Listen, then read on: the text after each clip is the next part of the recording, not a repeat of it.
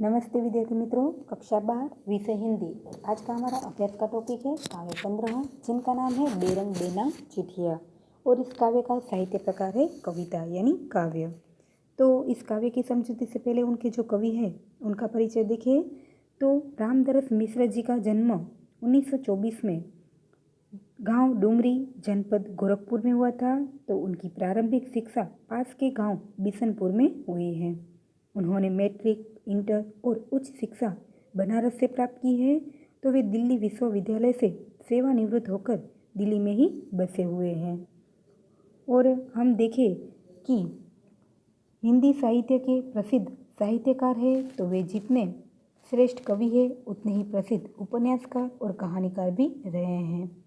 हिंदी साहित्य के श्रेष्ठ आयामी साहित्यकार ने अनूठी रचनाएं समाज को दी है। तो उनकी कविताओं का भारत की अन्य भाषाओं में भी अनुवाद हुआ है। यहाँ हम देखें तो उनकी कुछ साहित्य की कृतियाँ हैं, उनके नाम दिए हैं। पथ के गीत, बेरंग बेनाम चिट्ठियाँ, पक गई है धूप, कंधे पर सूरज, दिन एक नदी बन गया, बाजार को निकले हैं लोग, जुलूस कहाँ जा रहा है, आग कुछ नहीं बोलती, बारिश में भीगते बच्चे, आँख की हंसी आदि उनके कविता संग्रह हैं। तो हंसी ओठ पर आँख नम है, ऐसे में जब कभी, आम के पत्ते तू ही बताए जिंदगी, हवाएं साथ है आदि उनके गजल संग्रह रहे हैं। पानी के प्राचीर, जल टूटता हुआ, सूखता हुआ तालाब, अपने लोग, रात का सफ़र, आकाश की छत, आदिम राग, बिना दरवाजे का मकान, दूसरा घर, थकी हुई सुबह, 20 बरस, परिवार, बचपन भास्कर का आदि उनके उपन्यास रहे हैं।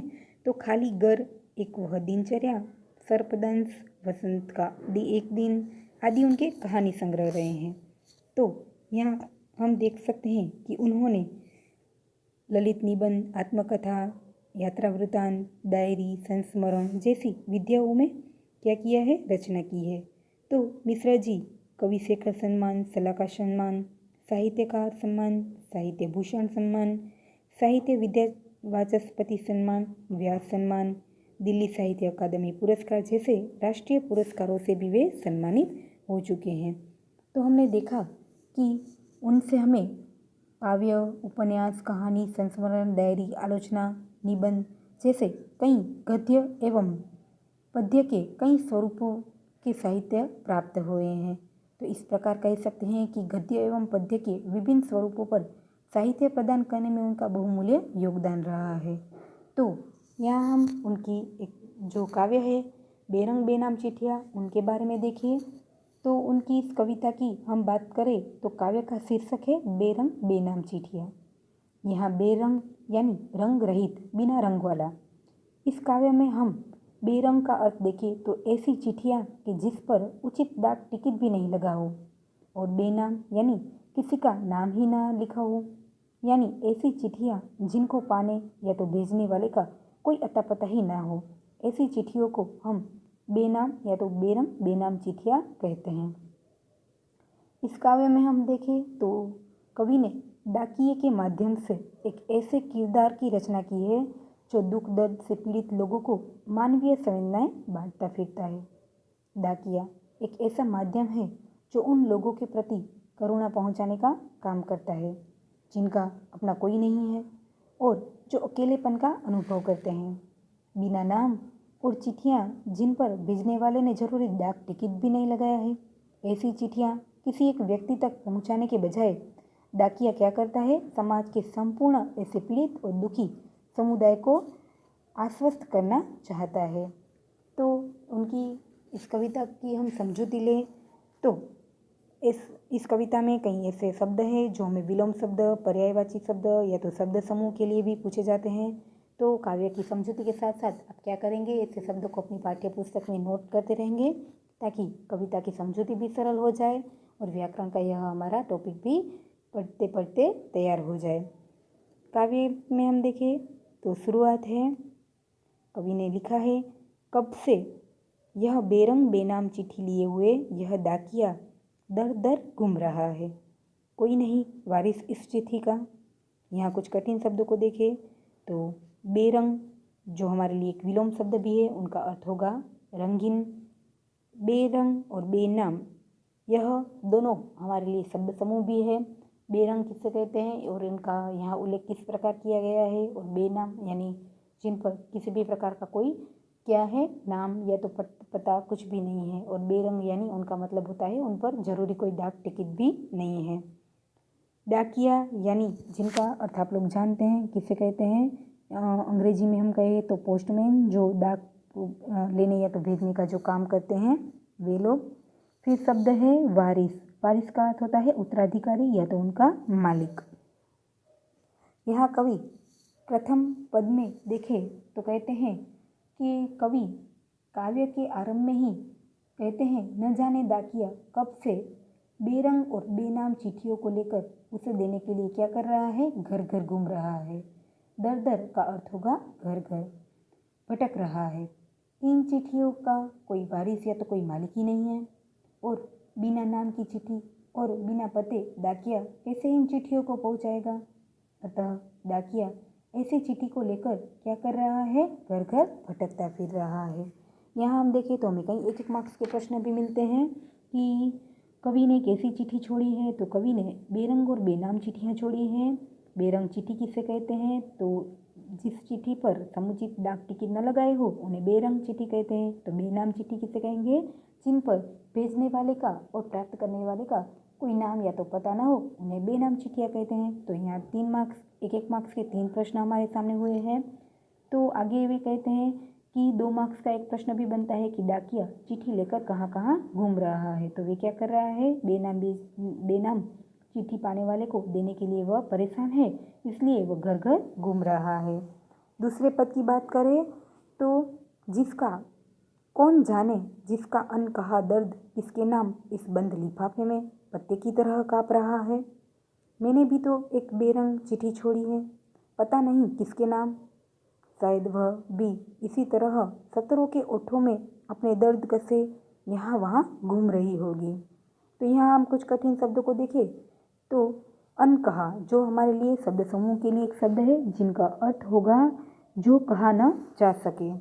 लिफाफा, लिफाफा किसे कहते हैं, आज हम देखें तो इन लिफाफों में पत्र डालकर अपने परिचित लोगों को भेजा जाता है, और लिफाफे में पत्र बंद होने की वजह से ना तो कोई उसे खोल सकता है और ना ही कोई व्यक्ति उन बंद लिफाफे में लिखे हुए पत्र को पढ़ भी सकता है, जिन्हें हम कहते हैं लिफाफे। आगे हम देखें तो यहाँ कुछ शब्द ऐसे भी हैं कि सतरों का अर्थ क्या होगा, उनको हम देखें तो सतर का अर्थ होता है पंक्ति या तो कोई प्रकार की लकीर या तो रेखा, और कसे का अर्थ होता है बंद किए हुए। अपने दर्द कसे यहाँ वहाँ घूम रही होगी। कुछ कठिन शब्दों के बाद काव्य की समझूती देखें तो कवि कहते हैं कि इन बेनाम यानी बंद लिफाफे में न जाने किसका कहा न जा सके ऐसा अनकहा दर्द या पीड़ा किसके नाम वृक्ष के पत्ते की तरह कांप रहा है। टहनी से यानी वृक्ष की डाली से टूटने पर पत्र का हाल होता है, वही हाल बेरंग बेनाम चिट्ठी का हो रहा है। ऐसी चिट्ठियों को लेकर डाकिया इधर उधर घूमता रहता है, फिर भी वे नहीं जानता कि इनको पाने वाला कौन है। कवि कहते हैं कि मैंने भी एक ऐसी चिट्ठी न जाने किसके नाम भेजी है, शायद वह चिट्ठी भी इसी तरह पत्र में लिखे शब्दों के लेकर इधर उधर घूमती होगी, यानी दर्द कसे हुए घूम रही होगी। बेरंग बेनाम चिट्ठियों का क्या आश्रय या तो हर्ष होता है, और उनके बारे में वे कहते हैं कि ऐसी बेरंग बेनाम चिट्ठियाँ जो किसी पर कटे यानी पंख जिनकी कट चुकी है ऐसे पक्षी के साथ ही वे बताते हुए आगे की पंक्तियों में कहते हैं। तो आगे की पंक्तियों को देखें, उन्होंने आगे क्या कहा है कि मित्रों, यहाँ पर हम देखें तो मित्र शब्द है उनका समानार्थी शब्द दोस्त भी होता है और विलोम शब्द दुश्मन भी हो सकता है। हमारी तुम्हारी यह बेरंग लावारिस चिट्ठियाँ, लावारिस का अर्थ होता है जिसका कोई मालिक या तो दावेदार ना हो।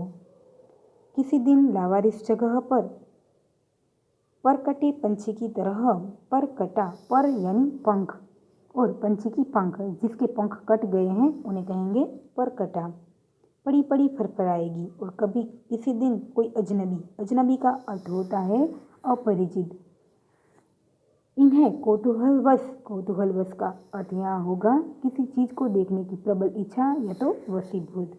उठाकर पड़ेगी तो तड़प उठेगी। और वे कहते हैं कि आगे कहेगी कि बहुत दिन पहले किसी ने ये चिट्ठियाँ शायद मेरे ही नाम लिखी थी। तो इन काव्य पंक्तियों के कठिन शब्दों को देखने के बाद हम उनका भावार्थ देखें तो कवि ने कहा है कि हे मित्रों, इस पद्यांश में कवि कहते हैं कि हमारी या तो बेरंग बेनाम चिट्ठियाँ किसी दिन किसी जगह पर उसी तरह पड़ी होगी जैसे कोई पंछी या तो चिड़िया के पंख काट दिए हो और वह असहाय पड़ी हो। पर कटा हुआ पक्षी यानी जिनकी पंख कट चुकी है, ऐसे पक्षी जिस तरह बिना पंख के किसी सुनी जगह पर असहाय होकर तड़पता रहता है, उड़ने की कोशिश करता है परंतु बिना पंख उड़ नहीं सकता, उसी प्रकार यह बेनाम बेरंग चिट्ठियाँ बेरंग बेनाम चिट्ठियाँ पर भी कभी किसी दिन कहीं पर भी पड़ी जगह फड़फड़ाएगी, तब किसी का ध्यान उन पर पड़ेगा और जब वे कोई अजनबी आकर कौतूहलवश या तो इन चिट्ठियों में क्या लिखा है यह जानने की इच्छा के अनुसार उसको उठाकर पढ़ेगा तो वह भी उन चिट्ठियों में व्यक्त दर्द को पढ़ेगा, तो उनमें व्यक्त दर्द को पढ़कर तड़प उठेगा और उसके मुंह से अचानक से ही निकल पड़ेगा कि बहुत दिन पहले किसी व्यक्ति ने यह चिट्ठी मेरे ही नाम लिखी थी, क्योंकि इनमें लिखी बातें तो मेरे ही काम की दिखाई देती है। शायद ये चिट्ठियाँ मेरे लिए ही लिखी गई है, या तो इनमें व्यक्त की गई सहानुभूति या तो व्यक्त पीड़ा शायद मेरी ही पीड़ा है या तो मेरी ही सहानुभूति है। इस प्रकार वे क्या करेगा, तड़प उठेगा।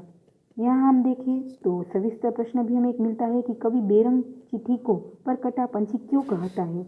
यह सविस्तर कई बार पूछा जा चुका है और इनका हम देखें तो पंखों वाला पंछी खुले आकाश में क्या करता है, स्वच्छंद रूप से उड़ सकता है। उसे जहाँ भी जाना है, जहाँ खाना है वहाँ जा सकता है। वह अपना चारा पानी ढूंढकर खा पी भी सकता है, लेकिन पंख कटने पर वह कैसा हो जाता है, बिल्कुल असहाय हो जाता है और किसी निर्जन जहाँ कोई आता जाता न हो ऐसे स्थान पर पड़ा पड़ा उड़ने की कल्पना कर भी पाता है। सिर्फ उनकी कल्पना ही रह जाती है पर उड़ नहीं सकता। यही हाल क्या होता है, बेरंग चिट्ठी का भी होता है। उसको लेने वाला कोई नहीं आता, इसीलिए उसकी जगह भी कोई निर्जन स्थान ही है जहाँ वह केवल फड़फड़ाती रहेगी। इसलिए कवि ने बेरंग चिट्ठी को परकटा पंछी भी कहा हुआ है। यहाँ हम देखें तो पूरी काव्य हमने देखी है जिनमें कवि ने क्या किया है, तो बेरंग बेनाम चिट्ठियों के पाने और भेजने वाले दोनों का कोई अता पता नहीं होता है। तो इस कविता द्वारा कवि ने यह कहना चाहा है कि ये चिट्ठियाँ यो तो किसी भी व्यक्ति के नाम नहीं होती और इन्हें कोई भी लेना नहीं चाहता, पर ये समाज के हर व्यक्ति के लिए होती हैं और जो उन्हें एक प्रकार से क्या करती है, उनके अकेलेपन को दूर करके उन्हें सहानुभूति देने का प्रयत्न करती है। हमने पूरी काव्य को देखा है और यहाँ जो भी एक मार्क्स के प्रश्न मिलते हैं या तो जो भी दो या तो सविस्तर प्रश्न हैं उनको हम देखें तो सविस्तर प्रश्न के रूप में हमें पूछा जा सकता है कि कवि ने बेरंग बेनाम चिट्ठी को परकटे पंछी की उपमा क्यों दी है या तो परकटा पंछी क्यों कहा है। तो 2 मार्क्स के ऐसे कई प्रश्न हैं कि कवि को इन चिट्ठियों से किस तरह की उम्मीदें हैं।